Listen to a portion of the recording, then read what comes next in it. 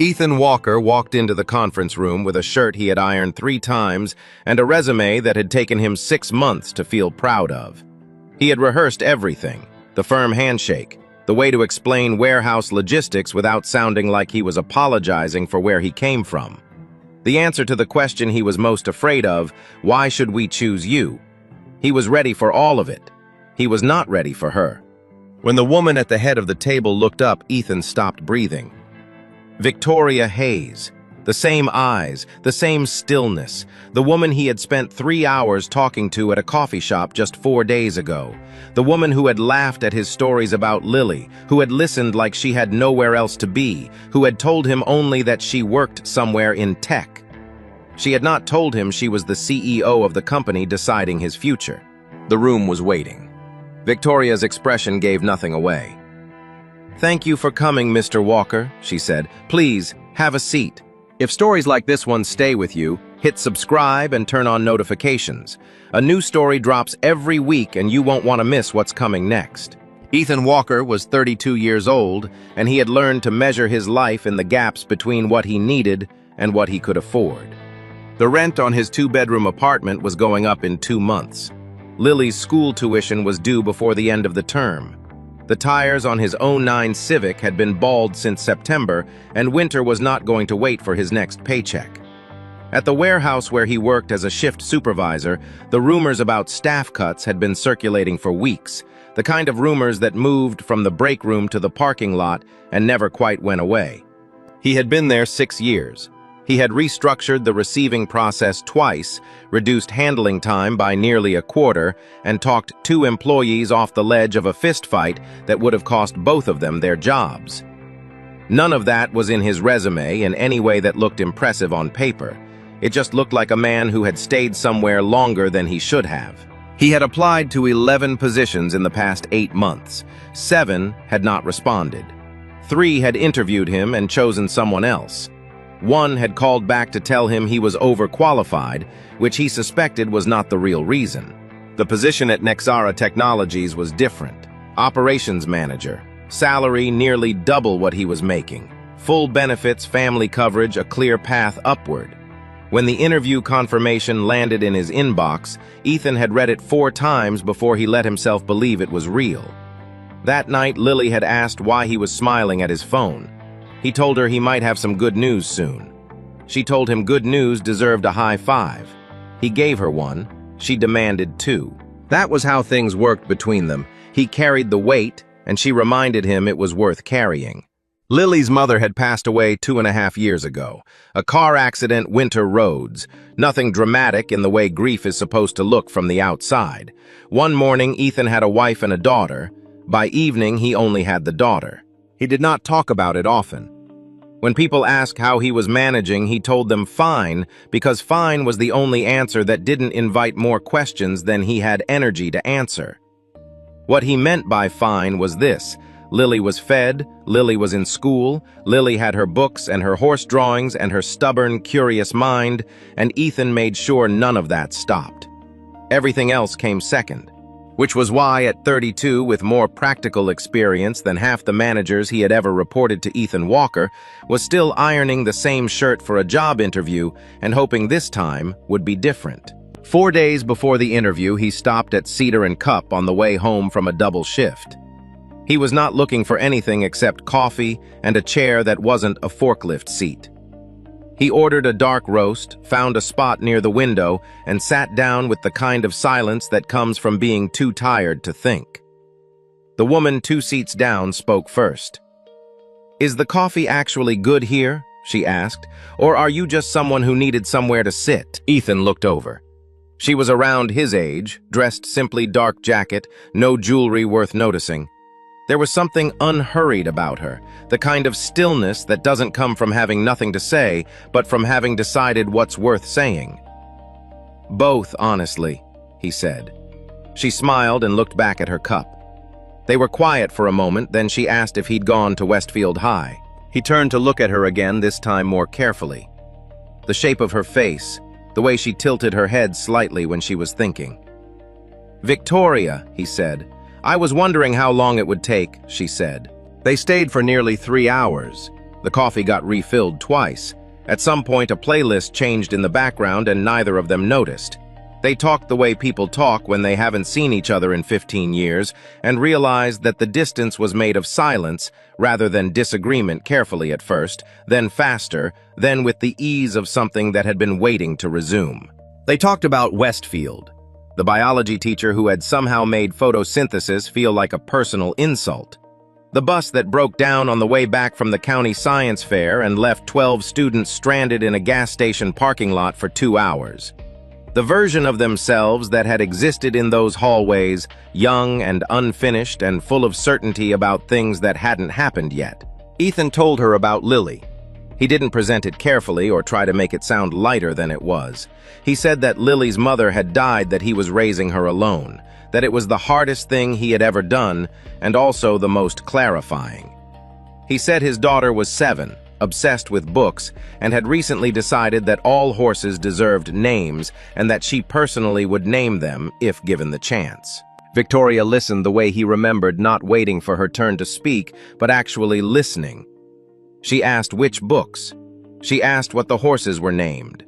When he pulled up a photo on his phone, she leaned over to look and said, "She has your eyes," and then seemed briefly surprised that she had said it. Victoria told him she worked in tech. She did not say where. She did not say what she did there. She asked him questions about his job, his experience, what kind of manager he thought he was, and he answered honestly because she asked like she actually wanted to know. What Ethan did not know was that Victoria Hayes had seen his name on an applicant list 3 days earlier. She had recognized it immediately. She had read his file, not because it was exceptional on paper, but because the name had stopped her cold, and she needed to know if it was him. It was.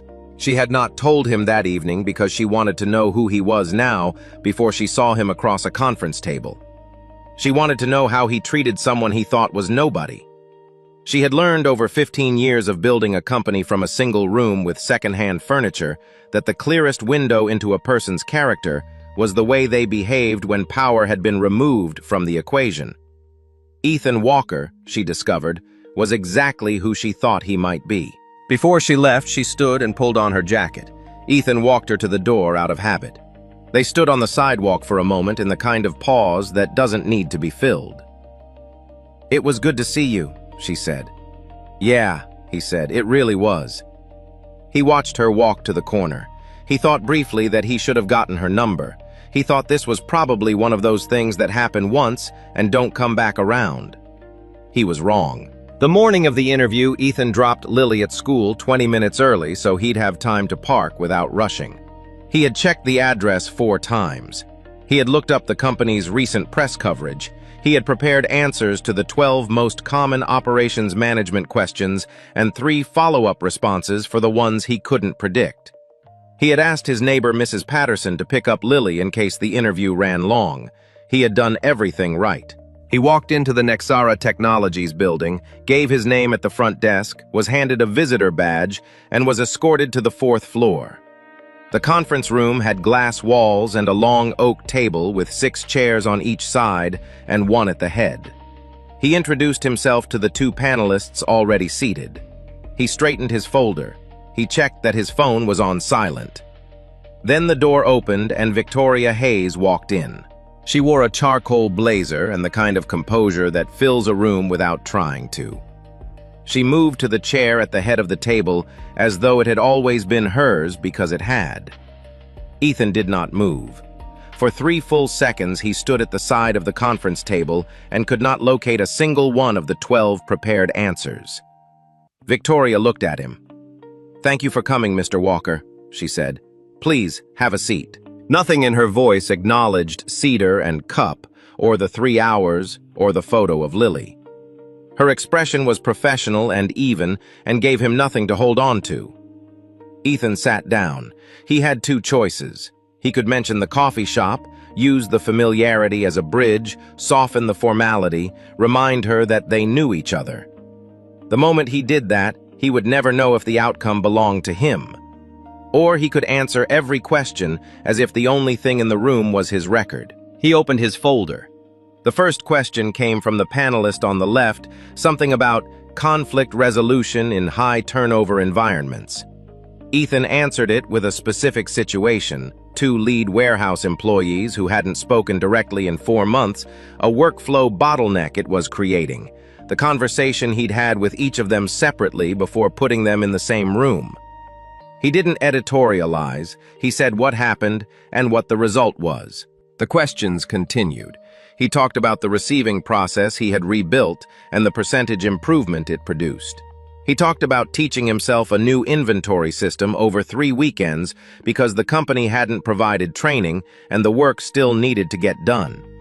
He talked about a management decision he had made in his 2nd year that had been wrong, what it had cost his team, and what he had changed because of it. Victoria asked 2 questions across the entire interview. Both were specific and quiet and cut directly to the center of something. The last one was simple. Why this position?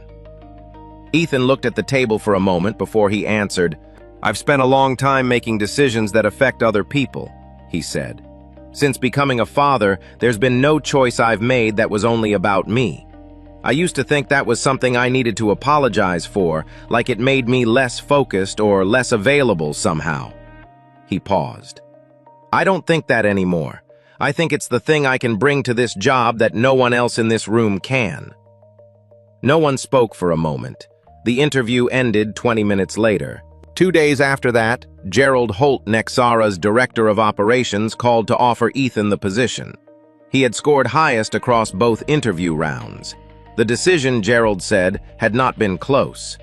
Ethan accepted. That evening, he told Lily over dinner. She asked if this meant they could get a real Christmas tree this year instead of the plastic one from the storage closet. He told her yes. She said that was the best news she'd heard since the library got a new horse book. He laughed for the first time in longer than he could remember. The first week at Nexara nearly broke him. Not because the work was beyond him, it wasn't, but because starting over in a place where no one knew what you were capable of required a specific kind of endurance. Every meeting was an audition. Every decision he made was being weighed by people who had no reason yet to trust his judgment. The operations team had 12 members. They were not hostile. They were something more difficult than hostile. They were waiting. Their previous manager had lasted 7 months before leaving, under circumstances no one would fully explain. The one before that had restructured the department based on a framework he'd read in a business book and had been gone within a year. The team had learned to watch and withhold until they had enough evidence to decide. Dara Mitchell was the clearest expression of that patience. She had been with Nexara for 6 years, longer than most of the current management team. She knew every process, every gap, every shortcut, and every place where the official procedure and the actual procedure had quietly diverged. She didn't challenge Ethan directly. She simply observed with the particular stillness of someone who had watched this moment before and knew better than to invest too early. Ethan recognized it because he had done the same thing himself in other rooms with other people who hadn't yet earned his trust. He didn't try to win her over. He didn't hold a team meeting on his first day and tell them his vision. He asked questions. He pulled documentation from the past 6 months and read it at his desk after hours. He sat with individual team members and asked what wasn't working, not as a performance, but because he needed to actually know. By the end of the 2nd week, he had a clearer picture of the department than most reports would have given him in a month.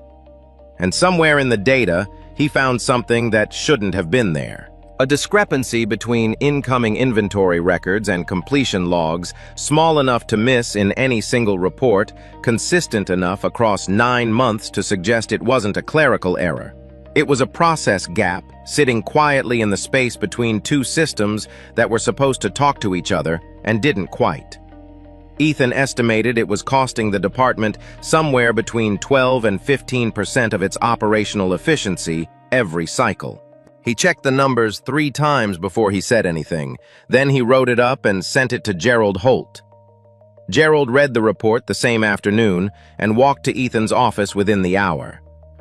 2 days later, Ethan was standing at the front of the executive boardroom with a single-page summary and a laptop he had borrowed from IT because his own hadn't been fully provisioned yet. He showed them where the gap was. He explained how it had likely developed two systems updated at different times, a handoff protocol no one had revisited. He gave them 3 options for fixing it with projected timelines for each.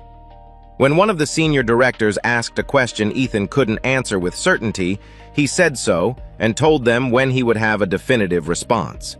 Victoria sat at the far end of the table and said nothing. She watched him the way she had watched the coffee in her cup that evening at Cedar & Cup, steadily, without urgency, as though she had already made a decision and was simply confirming it.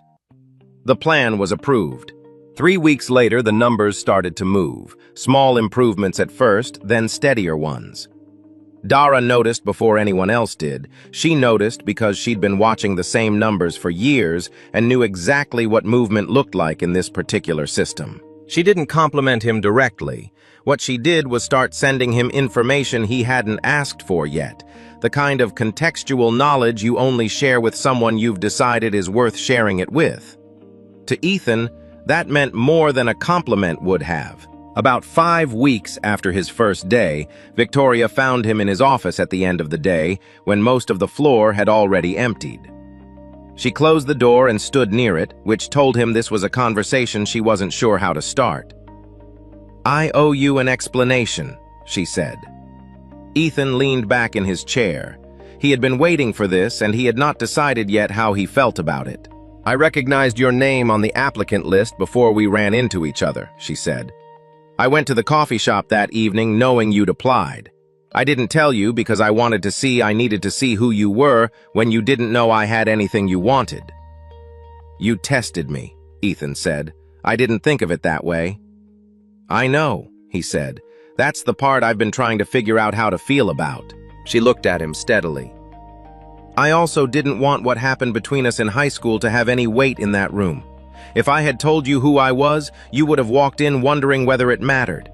I didn't want it to matter." Ethan was quiet for a moment. Outside the glass wall of his office, the lights in the hallway were on their evening dim setting. "I needed to hear you say it yourself," he said finally, "not figure it out. Hear it." "I know," she said. "That's why I'm here." The silence between them was not uncomfortable. It was the kind that comes after something true has been said, and both people are deciding what to do with it. "Have dinner with me," he said. "Not as my employer, just as Victoria." She looked at him for a moment, then she said yes. They went to a small Italian place 3 blocks from her apartment that she had been going to for 4 years, but had never gone to with anyone. They ordered without looking at the menu too carefully, and spent the first 20 minutes not talking about work at all. Then Ethan said, "Tell me what the last 15 years actually looked like." So she did. The early years of Nexara had been built on about 14 months of savings to investors who had believed in her more than the numbers warranted, and the particular stubbornness of someone who had never quite believed the room when it told her she didn't belong. There had been a period in the 3rd year when the board had nearly voted her out. She had spent 6 weeks preparing for that meeting, not sleeping much, not talking to anyone outside of work, and she had walked in and made the clearest argument of her life and won by 1 vote. She told Ethan this the way she told most things, without drama, as though it were simply information, but he could hear what was underneath it. "You were alone through all of that," he said. "I was used to it by then," she said. "I grew up not expecting people to stay. It made building things easier. It made everything else harder." Ethan looked at her across the table. "You could have come back," he said, not as an accusation, as a fact he had been carrying for a long time. "I thought about it," she said, "more than once, but I always assumed you'd moved on, that your life was full and I would just be interrupting something." "My life was full," he said. "It just had a gap in it I stopped trying to name." They sat with that for a moment. "I waited for a call that never came," he said, "and then I stopped waiting and got on with things, but I never stopped wondering how you were." "I should have called," she said. "Yeah," he said, "me too." 2 weeks after that dinner, Ethan invited her to the fall fair at Lily's school. He mentioned it carefully, giving her an easy way out, just a casual event she didn't have to come if she was busy. She said she would be there. She arrived in jeans and a plain coat and looked for the first time since he had seen her in that conference room like someone who had briefly put down something heavy. Lily spotted her from across the gymnasium and walked directly over with the particular confidence of a 7-year-old who has already made up her mind about something. They played the ring toss game. Victoria was bad at it. Lily gave her detailed coaching advice that Ethan was fairly certain she had invented on the spot. They bought cider and walked between the booths, and Lily talked for approximately 11 uninterrupted minutes about a book she was reading about a horse who solved mysteries, which Victoria listened to with the kind of full attention that is rarer in adults than in children. On the drive home, Lily sat in the back seat with a paper bag of kettle corn on her lap. "Dad," she said. "Yeah." "I like her." A pause. "She actually listens. Like for real." Ethan glanced in the rearview mirror. Lily was already looking out the window, apparently satisfied that the matter was settled. The relationship developed the way careful things do slowly, then with increasing certainty.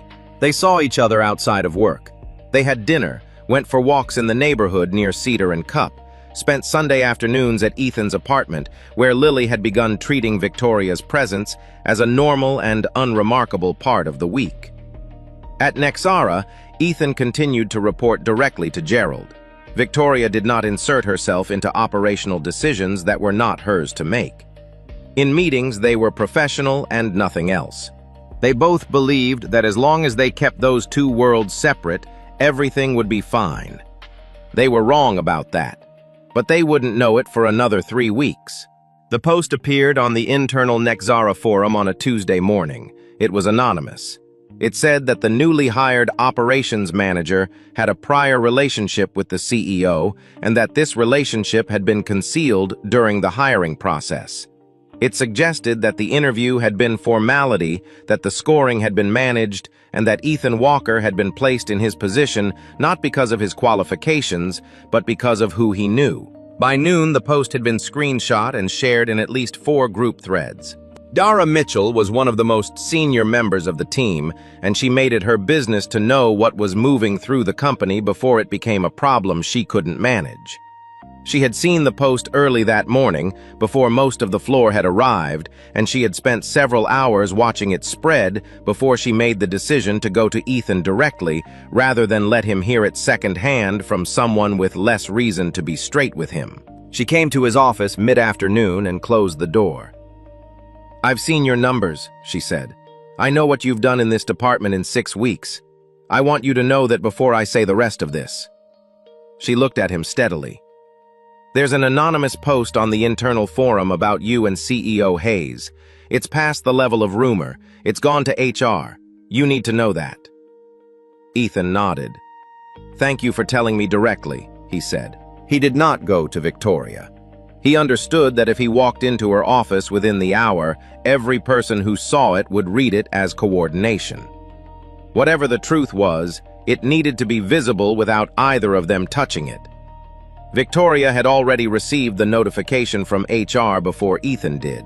By the time Ethan got back to his desk, she had sent a request to the hiring committee for every document from his recruitment process, candidate scoring sheets, individual panelist notes, round 1 and round 2 evaluations, the timestamp of when Victoria and Ethan had encountered each other at Cedar and Cup relative to the application date, and the written record of who had cast the final hiring decision. The answer to that last question was Gerald Holt. Harlan Cross, a board member who had disagreed publicly with Victoria on 2 major decisions in the past 18 months, formally requested an independent investigation the following morning. He framed it as a matter of corporate governance. Victoria knew it was something else. She had beaten him in rooms before, and he had not forgotten it. The investigation would take 6 weeks. Victoria asked to meet with Ethan in a neutral conference room that afternoon, with Gerald present. She told him what the process would look like, what both of them would be required to do, and what was necessary to protect the integrity of the review. Then she said carefully, "Until this is resolved, we can't have any contact outside of work." Ethan looked at her. He understood what she was saying and why she was saying it, and it didn't make it any easier to hear. "Okay," he said. She nodded once and looked at her folder. From that day forward, in every meeting they shared, Ethan called her CEO Hayes. She addressed him as Mr. Walker. They did not look at each other a second longer than the conversation required. They were exceptionally good at pretending. The 6 weeks that followed were the longest Ethan had spent at a job since the year Lily was born, and he had worked 2 shifts back-to-back for 4 months straight. He came in every morning. He managed his team, ran his meetings, and executed the operational plan that had already been approved. He did not complain, did not make statements to colleagues, and did not alter a single decision based on what was happening in the boardroom. The results continued to improve. By the end of the 4th week, efficiency in the department had increased 14% from the baseline before his plan was implemented. By the end of the 6th week, the final week of the investigation, the number had reached 17. A downstream process that Ethan hadn't targeted directly had also improved as a side effect of the changes he had made, which Gerald noted quietly in a memo that went to the review committee. Dara began briefing him on things before he asked. 3 other team members had started doing the same. At home, it was harder. Lily noticed that Victoria wasn't coming on Sundays anymore. She asked about it on the 3rd week with the directness that 7-year-olds deploy without mercy. "Is Victoria okay?" she said. "She's just busy," Ethan said. Lily looked at him with the expression she used when she had read enough to know when a story wasn't adding up. "Are you sad, Dad?"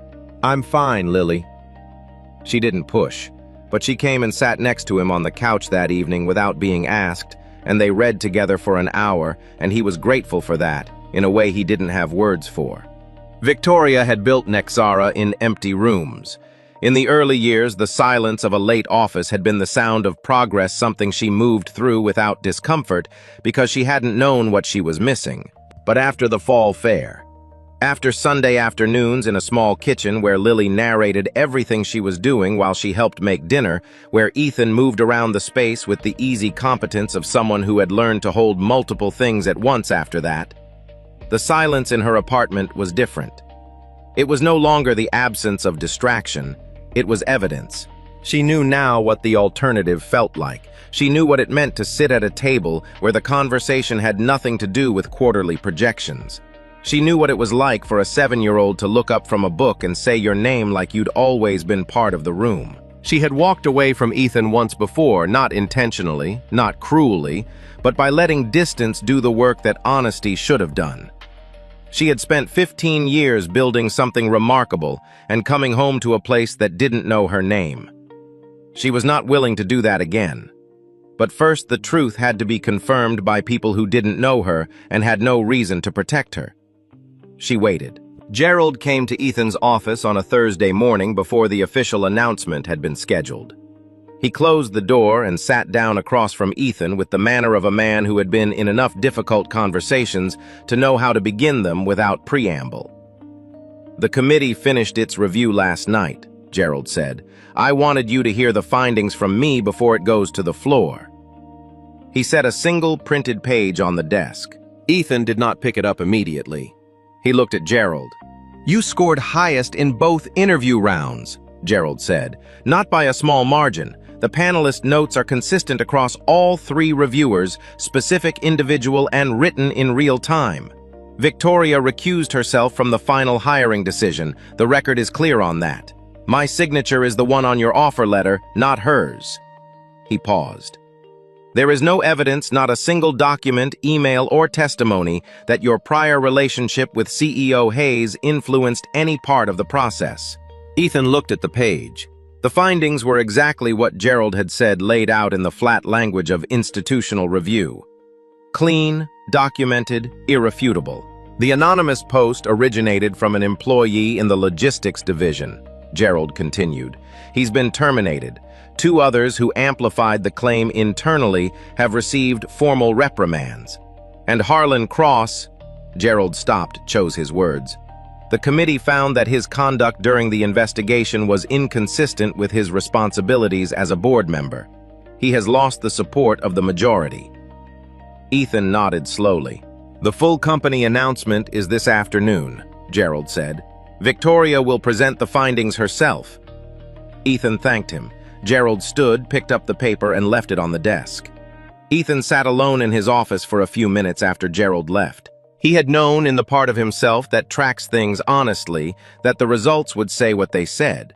He had done nothing wrong. Victoria had done nothing wrong. The investigation had always been a question of whether the truth was visible enough to speak for itself. It was. But being cleared on paper was not the same as being seen. And there was still a room full of 300 people who had spent 6 weeks with a version of events that hadn't been corrected yet. He thought about Victoria standing at the front of that room alone. He thought about what she had built and what it had cost her, and how she had spent 15 years making decisions that nobody second-guessed until it was personally useful to someone else to start doing so. He made a decision.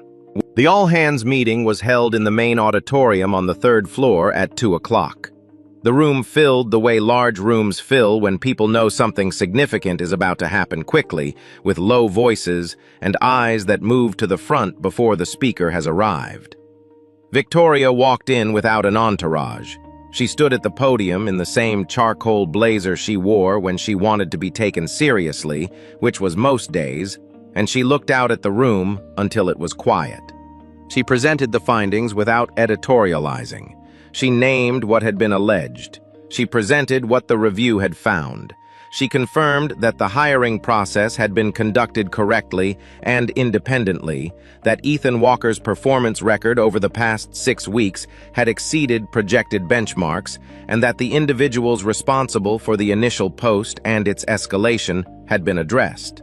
She said it all with the composure of someone who had made peace with the fact that being right was not always sufficient protection against being doubted. Then she paused, glanced at her notes, and began to move toward her next point. Ethan stood up. He was seated in the 4th row on the aisle. He stood without raising his hand first, the way people stand when they've decided something and are past the point of asking permission. Victoria stopped. Every head in the room turned. "I'm sorry to interrupt," Ethan said. His voice was steady. "I'd like to say something." Victoria looked at him for a moment, then she stepped slightly back from the podium and said, "Go ahead, Mr. Walker." The room was completely silent. Ethan did not look at his hands or the floor. He looked at the people around him, his team, the colleagues he had spent 6 weeks proving himself to, the faces of people who had heard a story about him that wasn't true. "When I came to Nexara for my interview," he said, "I didn't know the CEO was someone I had known in high school. I found out in the same moment you would have when I walked into that room and saw her." He paused. "I want to be clear about what happened after that. She did not give me a hint. She did not soften a question. She did not look at me any differently than she looked at any other candidate in that process. In 6 weeks on this job, she has never once intervened in a decision that belonged to Gerald or to my team." He let that sit for a moment. "The results this department has produced over the past 6 weeks are documented. They are not the result of who I know. They are the result of what I have spent years learning how to do." He turned slightly toward the front of the room toward Victoria, though he was still speaking to all of them. "I have the job I have because she chose fairness over ease. Because when she could have handled a conflict of interest by simply passing my file to the bottom of the stack, she instead removed herself from the decision entirely and let the process speak." He stopped. "That cost her 6 weeks of her reputation and a board member she probably would have preferred to keep. I thought it was worth saying out loud." He sat down. The room took about 3 seconds to respond. Then the applause started, not the polite, obligatory kind, but the kind that begins in one corner and moves before anyone has decided whether to join it. Victoria stood at the podium and did not move for a moment.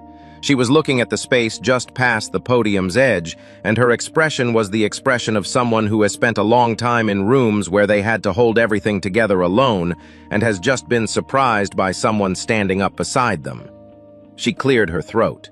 "Thank you," she said, and then because she was Victoria Hayes and she had not survived 15 years of building something from nothing by being careless with words. "That concludes today's announcement. Division leads, please reconnect with your teams." Harlan Cross submitted his resignation from the board the following morning. That evening, Victoria's assistant sent Ethan a message asking if he could come to the executive floor before he left for the day. He took the stairs. Her office was at the end of a hallway with windows that looked over the city, and at 6 in the evening, the light through them was low and amber-colored. She was standing when he came in, not at her desk, but near the windows with her arms crossed loosely, in the way she stood when she was thinking rather than deciding. "I didn't expect that," she said. "I know." "You didn't have to do it. The findings were already on record." "The findings were on paper," he said. "That's different from being said in a room." She uncrossed her arms and looked at him. "You could have waited. Let it settle. Let people read the memo and move on." "And let you stand up there and carry the explanation alone?" He shook his head. "No." She was quiet for a moment. "I don't know how to do this," she said. "I want to be honest with you about that. I don't know how to be in a relationship that isn't the thing I sacrifice everything else for. I've never managed it. I don't always know when I'm withdrawing until I've already been gone." She looked at him directly. "I don't know how to be part of what you've built with Lily. I don't know what that looks like or whether I'm capable of it." Ethan crossed the room until he was closer to her. "I'm not asking for capable," he said. "I'm asking for willing." She met his eyes. "Lily has asked about you for 6 weeks," he said. "Every Sunday. She asks if you're okay, and then she goes back to her book and tries not to look like she's waiting." Something moved across Victoria's face, not quite grief, not quite relief. Something that had been held carefully for a very long time. "Can I come on Sunday?" she asked. "Yes," he said. She arrived at the apartment at 4 in the afternoon with a container of store-bought pasta that she admitted she had not made herself, which made Lily laugh for reasons that seemed to satisfy her deeply. They cooked dinner together, Lily directing Victoria, following instructions with the seriousness of someone in a professional kitchen, Ethan managing the one burner that had a tendency to run hot. The pasta came out slightly overcooked. Lily declared it perfect. They ate at the small kitchen table with the legs that wobbled if you leaned on the left side. Lily talked about the horse mystery book. She talked about a disagreement she'd had with her best friend about whether unicorns would be better or worse at solving crimes than regular horses. Victoria said she thought the horn would be a significant advantage from an evidence collection standpoint. Lily pointed at her and said, "Exactly," with the conviction of someone who had finally been understood. Ethan watched the two of them across the table and felt something settle in his chest that had been restless for a very long time. They moved forward the way careful people move, without rushing, without pretending the difficult parts weren't there. At Nexara, Ethan continued to report to Gerald. His performance reviews were conducted by the same process as every other manager at his level. Victoria made no exceptions and asked for none to be made. Outside of work, they learned the things that people learn when they have decided to try again with their eyes open. Ethan learned to say when something was heavy before he had already carried it too far. Victoria learned to speak before the silence became a wall. They disagreed sometimes, and said so and came back to each other the next day without treating the disagreement as evidence that it wasn't working. Lily learned that Victoria kept a book in her bag at all times, which Lily considered a non-negotiable quality in any adult worth knowing. A year after the evening at Cedar and Cup, Ethan drove there on a Saturday afternoon and asked Victoria to meet him. She came in from the cold with her coat buttoned wrong, which she didn't notice until she sat down, and she fixed it without embarrassment, which he thought was one of the things he loved most about who she had become. They sat in the same spots as that first evening. The same playlist was running somewhere in the background. The coffee was the same. Ethan set a small ring box on the counter between them. He didn't open it immediately. "I came in here looking for a cup of coffee," he said. "I found the person I'd been missing for 15 years. He looked at her steadily. "You still work too much. You still go quiet when you should say something out loud. You still think you have to solve everything before anyone else notices there's a problem." Victoria looked at him. "I'm not asking for a perfect version of you," he said. "I'm asking for the version I've already seen, all of it." He opened the box. She looked at the ring. She looked at him. She said yes without hesitation, which surprised her slightly, though she realized immediately that it shouldn't have. They were married on a Saturday in early May in the Botanical Garden, 2 miles from Ethan's apartment.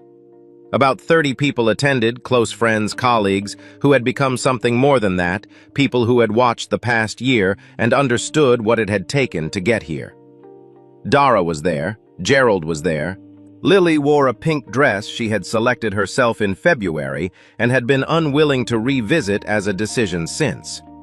She had appointed herself assistant maid of honor and had also, she informed Ethan 3 days before the ceremony, helped him practice his vows in the living room on Tuesday night, which she considered her most significant contribution to the event.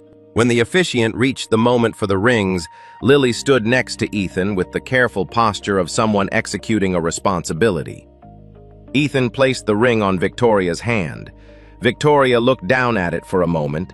Then she looked up at Ethan, and then she looked at Lily, and she bent down and held the little girl with the kind of certainty that doesn't require rehearsal. Lily held on. Nobody said anything for a moment. Nobody needed to. Ethan continued to build his record at Nexara on his own terms. Within 18 months of his start date, he had been promoted once and was being considered for a second. He did not ask Victoria about it. She did not offer. Victoria still ran Nexara with the same precision she had always brought to it, but she stopped being the last one in the building at night. She stopped scheduling calls on Sunday mornings. She stopped treating the company as the only thing that proved she was worth something. The family they made was not the result of a rescue or a lucky accident. It was the result of one chance encounter, one difficult interview, 6 hard weeks, and a decision made quietly, and then made again every day after that, not to walk away from each other a second time. Ethan and Victoria could not go back to 17 and fix what the years had taken, but they could choose clearly and without hesitation not to lose each other again. And that is what they did. What this story really comes down to is something most of us already know, but sometimes need to be reminded of. The people who treat you with dignity before they know what you're worth are the ones worth holding on to. And the best way to answer doubt, whether it comes from a stranger, a colleague, or your own fear, is to keep showing up and letting the work speak. If this story meant something to you, subscribe and share it with someone who needs to hear it today.